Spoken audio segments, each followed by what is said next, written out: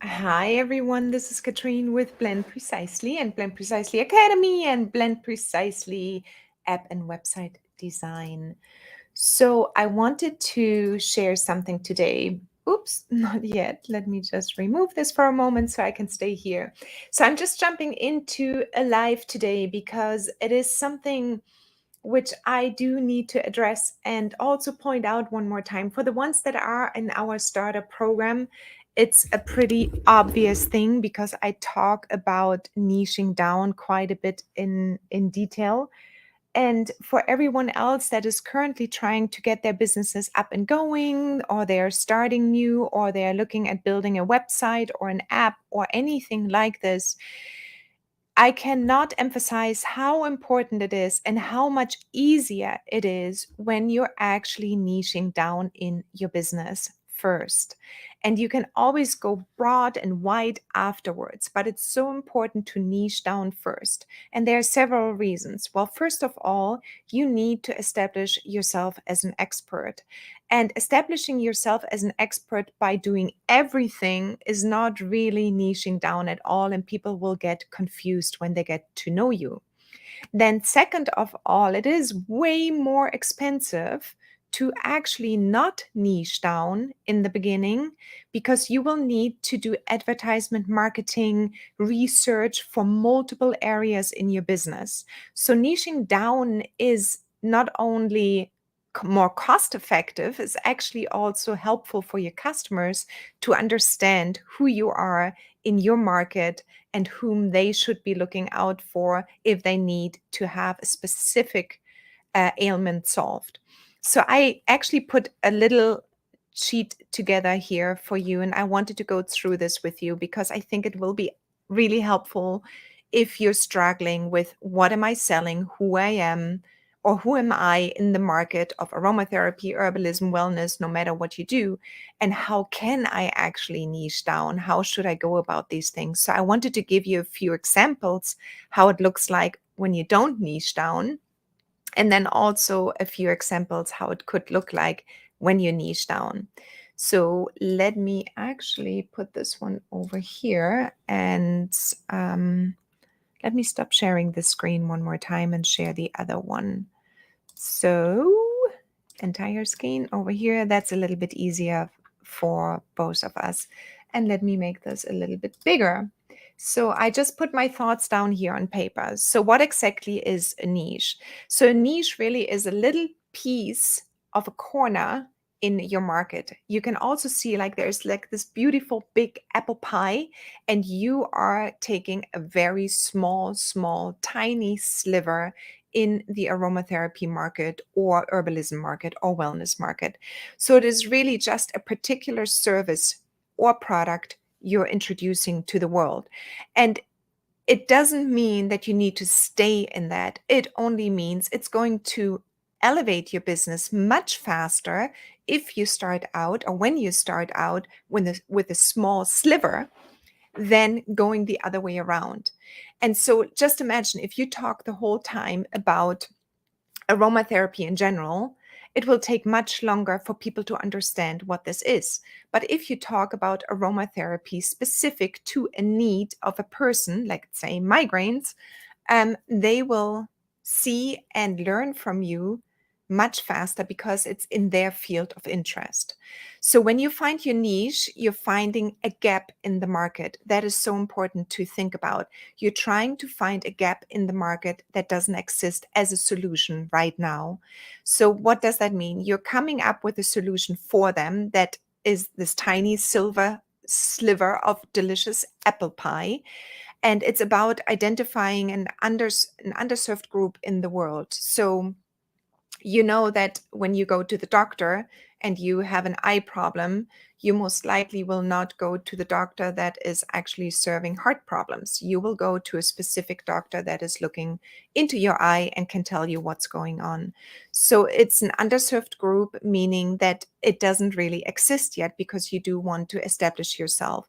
So I was just talking to someone that has several skills actually. So you can combine a couple of skills. So if you were, for example, a former educator and you're now an aromatherapist serving a specific group of people, you can combine these two things as a perfect niche, right? You can be an educator in a specific niche in the aromatherapy market.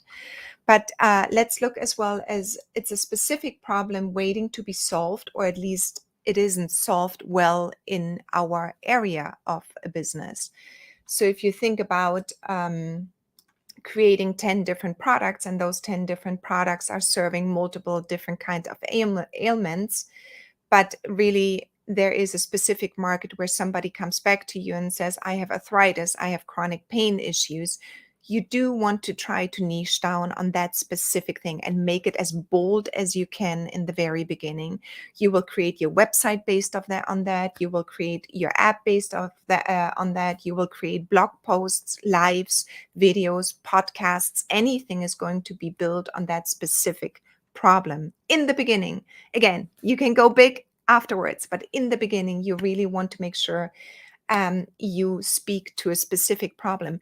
And not only will it be easier for your customer to find you, it will also be easier for you to become quicker or more quick of an expert in that field, because you will be actually researching just one problem that needs to be solved, and you will become really quickly familiar with that one problem. And when do you find that niche? You become the go-to solution, what I just mentioned, in the real world problem. So the more you niche down, the more of an expert you become, the more of research or the more research you will do, and the more you can speak about that. Then focusing on a niche initially is much easier than trying to eat the whole apple pie at once, right? AKA the market. So if you say, I'm an aromatherapist, I'm an herbalist, I'm a wellness coach, and you, again, serve the entire market, or you want to eat the entire pie, it's actually going to be extremely expensive for you, because you are actually trying to market to not only different demographics, but you're also trying to market several problems. And that will cost you an advertisement dollar. It will cost you in production hours, what you need to bring out to the world, all the different video scripts, all the different social media posts, all the different blog posts, all the different courses, all the different ways you need to attract customers. It's much, much harder. So don't try to eat the whole apple pie at once. You will get sick and you will literally not be able to move anymore, because you will be so overwhelmed with serving a market. And then remember, people will come to the number one solution of their problem. So you don't need to serve everyone. You don't need to serve women and elderlies and chronic pain people and pregnant people and so on, because the people that have a specific issue will go out on the internet or into the internet, or will ask their neighbor, and they will ask, do you know anyone that is actually dealing in the preventive care or alternative healthcare environment, and they're serving migraines? So that's much easier. So how do you find your niche? Let's break it down. You've got your business idea, your course idea, your product idea, anything like this, right? So now ask yourself, is it niche enough? So here are some examples of niche ideas in aromatherapy and herbalism. Formulating customized essential oil blends for individuals struggling with sleep disorders. That is an elevator speech right there. The other one is crafting herbal remedies tailored for expectant mothers combating morning sickness. Very specific. Offering personalized aromatherapy sessions for individuals managing stress and anxiety. Very specific. Here's what is not a niche. I'm selling generic essential oils without targeting specific needs or conditions. Not cool. Offering general herbal products, for example, without addressing particular health concerns. You're just selling herbs? Not cool. Providing aromatherapy products without catering to a specific demographic or ailment. So again, it is a little bit what this one is here on top, but you're actually not specifying what you're doing. And you will see the market if somebody does a Google search and they will just want to find aromatherapy products, they will find 100 solutions. You will not be on page one. But what gets you on page one if you really refine your idea. Now, let's refine a course idea or a website idea or anything like this. So, when I basically come to you and I ask you what you're doing. So, for example, let's say you say, I'm an aromatherapist. I say, oh, great. What are you doing as an aromatherapist? You say, I create blends for ailments. What kind of ailments? All kinds of things: chronic fatigue, chronic pain, stress, and so on. And you're like, and I'm like, okay, that's nice. What I would want you to do so is, or how it should go, you say, I'm an aromatherapist. I say, oh, interesting. What does that involve? Or what does that involve for you? Then you say, well, I specialize in crafting customized essential oil blends to address specific health concerns. Then I would say, that's fascinating. Can you give me an example? Now we finally get to this. Absolutely. My niche is crafting blends specifically designed to support women's reproductive health. Well, that's great. How do you approach that? I focus on creating blends to alleviate menstrual discomfort, hormonal imbalance, and other related issue. Well, that's impressive. Your dedication to addressing such specific needs is commendable. And then you will say, thank you. I'm passionate about providing natural solutions for women's wellness. I can see that. It's been great learning about your work. So the exercise in here is that this part should have been immediately visible right on top. When you say, I'm an aromatherapist, and I say, well, that's great. What does that involve? You would say then immediately, I focus on creating blends that deal with menstrual discomfort or hormonal imbalance or any other related issues or reproductive health. So that would have been great to have this right out there. That's your bold message, your bold promise people can relate to immediately. And that needs to be on your website as a big, that's what I do. And then if you really want to do any other services, that can come on the other pages or further down on your homepage or in your app or wherever you are presenting it. Or when you create a course, for example, you want to go as niche as possible. Yes, you can do one-on-one safety issues, for example. That's great. And you should have that as a freebie almost, because everybody should know about that. But if it is really specific to your business, you do want to go as niche as possible. So the exercise I would suggest is take a partner, someone you know in our community, call them up and say, can I practice with you what I do? And you basically just have them ask you, what do you do? Then you say, I'm an aromatherapist, and you start with your elevator speech or with just the thing you really solve for others that have a problem.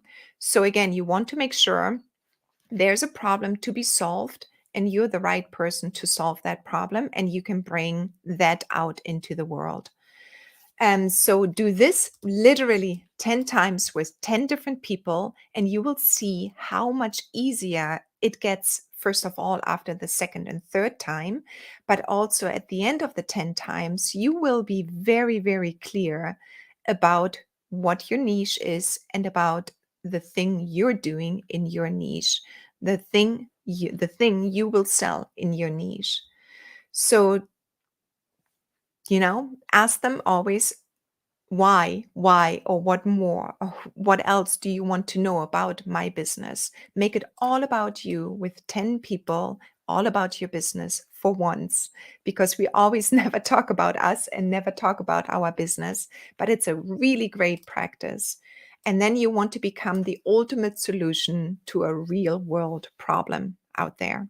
So, I was just like, pondering on this, and it's because we are getting live with our course again and our with our mini course and our app and boot camp. And that is like one major issue I would address from the very beginning is, why are you here? What are you solving? To what kind of problem, or to which problem in the world? That's what I would love to know. And if you have that, put it into the comments below.